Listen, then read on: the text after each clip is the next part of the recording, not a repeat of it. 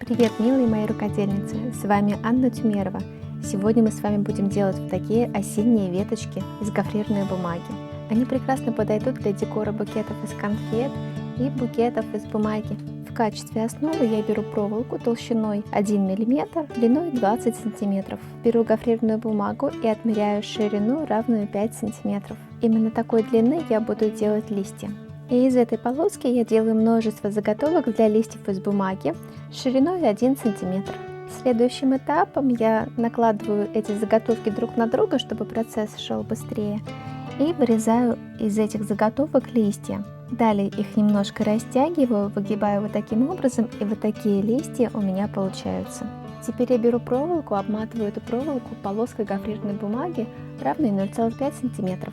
И после того, как я ее полностью обмотала, я начинаю приклеивать листья. Приклеивать их можно абсолютно по-разному, можно друг напротив друга, можно поочередно, тут как вам больше нравится. И вот такая ветка зелени из гофрированной бумаги у нас с вами получается. Делается очень легко и быстро и прекрасно разбавит наши с вами композиции из бумаги. Наподобие этой веточки можно сделать подобной, только собирать немножко другим способом. Для начала обклеиваю также проволоку, а потом приклеиваю в шахматном порядке сами листочки. Можно листья приклеивать сразу в процессе обматывания проволоки гофрированной бумагой.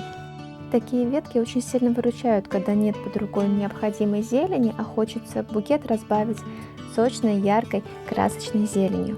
Эти ветки можно делать разного цвета, можно делать оранжевого, красного, особенно это актуально сейчас, в осенний период.